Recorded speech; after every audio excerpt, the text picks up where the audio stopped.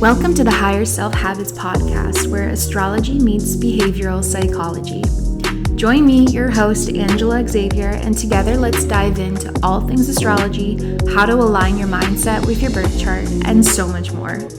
My intention with this podcast is to inspire you with strategies, tools, and teachings that you need to consistently get after your goals with flow and ease. Your higher self is already doing so.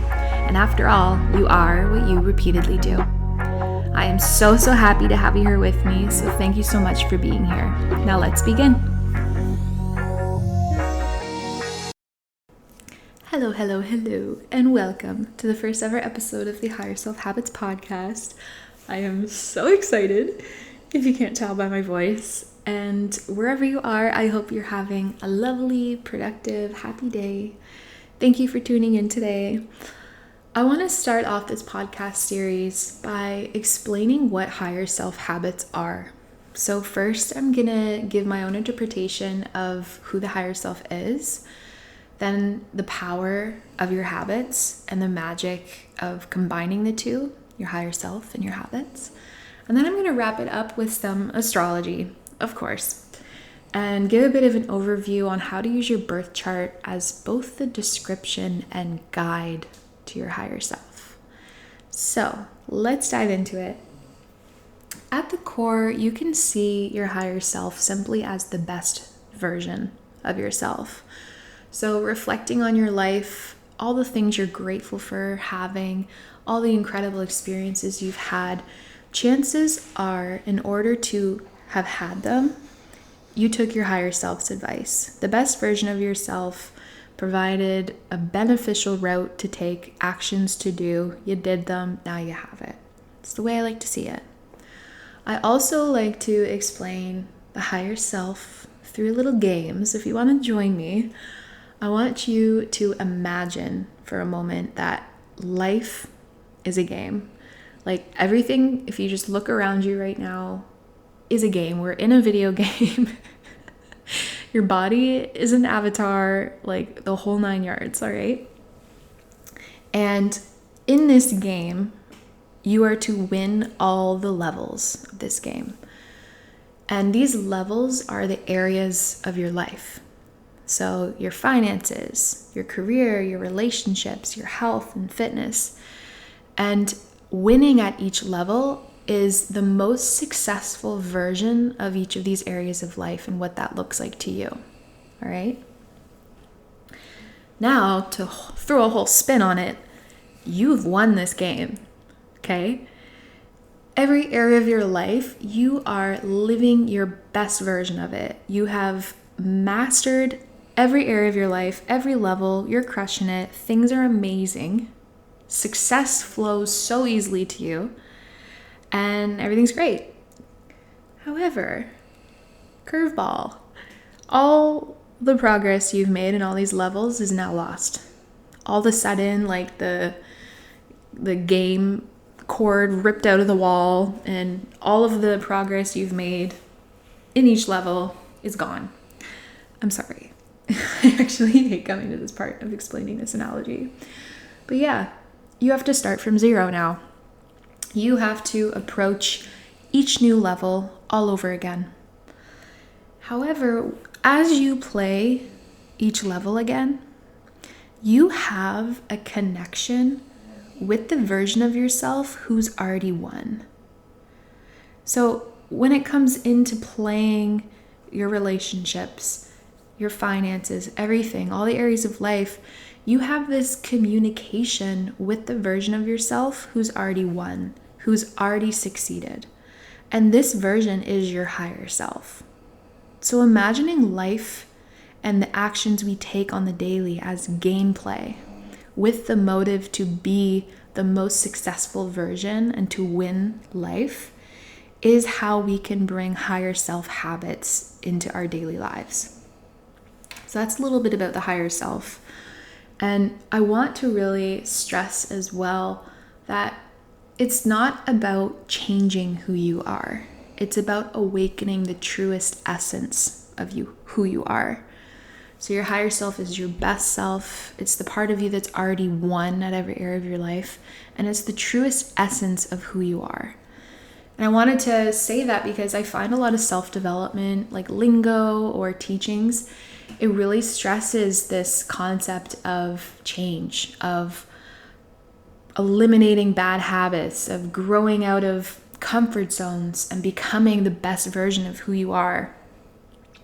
And really, it's about understanding that they're there all along, that the work is actually about unraveling and shedding all of the things that tell you otherwise, and to really lean into the whole process of life of unraveling and unleashing your highest self and bringing them into your reality.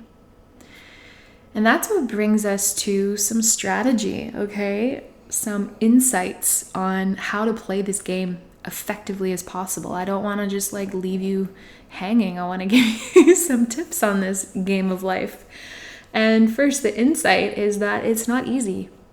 Yes, you know how to play it and you have the connection with who knows how to play it, but the actual gameplay, the grind, the actions you have to take are not easy. But I want to ask you to choose your hard.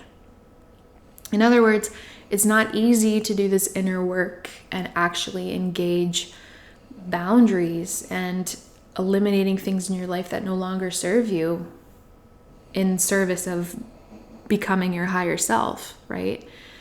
But it's also hard to continue down the same path when you know there's more out there for you. To live the same year after year, and be walked on by relationships and circumstances that just bring you down because it's easier to just continue letting it happen, right? You choose your hard. And in saying that, you are embodying a version of yourself, whether you are working on becoming your higher self or not, right? And what's magical about behavioral psychology is bringing it into the context of manifestation. If you haven't heard of the manifestation model before, be, do, have, let's get into it a little bit. If you have heard of it before, I'm sure this perspective will be different, so stick around. Be, do, have is a sequence of bringing something from your imagination into your physical reality. So a goal you want to achieve and actually achieving it, right? And the trick with be, do, have is a lot of people focus solely on the have. In other words, once I have $1 million, then I'll be a millionaire. When things don't happen that way, and when you really focus your attention most efficiently as possible, you follow the be, do, have model. The sequence never changes. You have to focus first on the be. You must be the person who does the things a millionaire does to then achieve the have of $1 million, right? And when we get into behavioral psychology, when I first had the epiphany of sorts that it overlapped with the be, do, have model, it became so much easier to make this a real world concept that I can apply. So I want to share that with you today.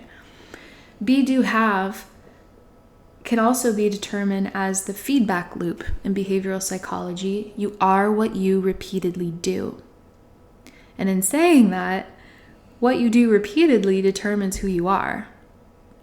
So we can focus, get crystal clear on what we desire, the level of our life that is now maximized to the fullest potential we desire. Who is that person that does the things to achieve it? Your higher self. What do they do? What do they think? What's the first thought they have in the morning? What do they feel? You can paint such a specific picture about that. And also, what do they do to achieve it? What are the action steps? What are their habits? What are the required tasks that create the result of the have that you desire? And when you're clear about that, you can then begin implementing it. So the more that you do the things that are in alignment, you're simultaneously becoming your higher self. The more you focus on what makes you your higher self, the easier it will be to do the things that result in your outcome without resistance. And that is where the power of habits come in. Because habits are so impactful, so magical, okay? Our habits are our unconscious behaviors. They're the things that we do on autopilot. And as this series progresses, of course, I'll be diving more into how to specifically create habits and the magic and mindset hacks and everything and beyond, right? But for now, I just want to stick to the fundamentals of Be Do Have and the overall overview of higher self habits. So the trick then with this Be Do Have model, you have a specific outcome, you know who your higher self is. Well, how can you train your mind to embody your higher self on autopilot, to create the life you desire on autopilot? And that is what higher self habits is to get honed in on the mindset hacks and to really foster a relationship with the version of yourself who knows what's best for you, and to foster it by taking daily actions that allow it to come to life. And what's really amazing, even more getting into, it's just so amazing. When we talk about manifestation, we can't go on without saying the law of attraction. Like vibration attracts like vibration. In other words, you must be the version of yourself who does the things to get what you want. Because what you want is attracting a specific version of you who does it, right? It's a relationship. You can want something all you want, but that thing has to want you back. You have to show up for it, right? So it's about training your mind to do them automatically, to awaken your truest essence of yourself and bring your higher self to life.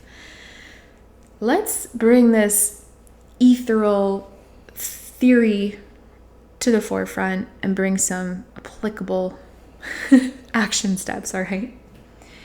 And that is to bring in your birth chart. Your birth chart is not only the description to your higher self, but also the guide on how to embody them.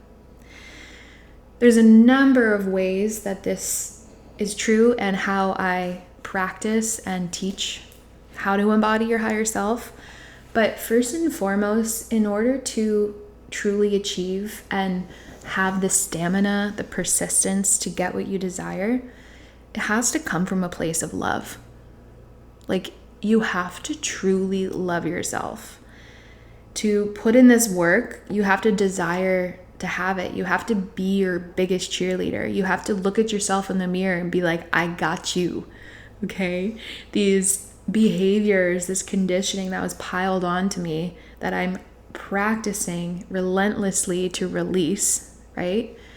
You gotta love yourself out of it. And that's truly the action of having your truest essence come to the surface, is through this unconditional love, like mama bear love, like seeing your potential and pushing yourself when you don't want to. Like, this is all required. And learning the description of your higher self is a practice of falling in love with yourself. It is my favorite thing ever in readings to explain things I see in the chart, to just decode specific aspects and see people go, wow, that is so me, or oh my gosh, like hearing it that way, it's so true. People need to feel seen, and it is such a gift to see yourself in that light. So reading your birth chart is a description of your higher self. It's like, hey, yeah, I'm here. I'm underneath it all. I'm here. There's all of these things going on in your world, in this physical reality, in this game, but you're holding the controller, right? So that's step one. That's a way to really make this applicable and alleviate all this pressure to change. Then the guide, once you really nail down, the fundamentals of your chart and you begin seeing the picture unfold as your story of sorts, right? You can then see it as a manual. And each planet represents specific recipes, let's say. And your signs that the planets are in represent how to cook that recipe. So coming out on the other side of reading your birth chart as a manual, you have action steps, you have strategies that are in alignment with your energy at the core. So what this looks like is when you have been trying to put a square peg in a circle hole when it comes to how you take action and learn that, you know what, maybe the circle hole is on the other side of the room, right? You realize, oh my gosh, this is actually what works best for me, and begin applying your life in the way that's suited to what your chart is saying. Of course, I'm speaking very vague here without diving deep and making this episode hours and hours long. But stay tuned for more information on how to dig into a chart with more detail, of course.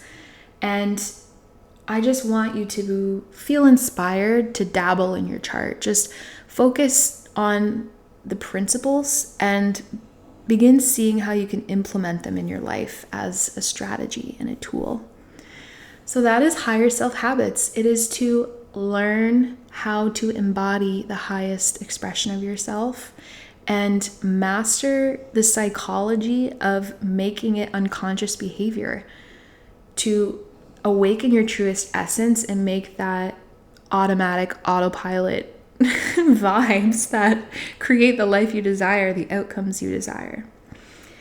So that is that. I want to keep it concise with this first episode. I am so happy to have you here again. I keep saying that, but I truly am. I cannot wait to really dive into this and put a platform to what I love to talk about all day, every day. So thank you so much for tuning in today, and I'll see you in the next episode. Bye.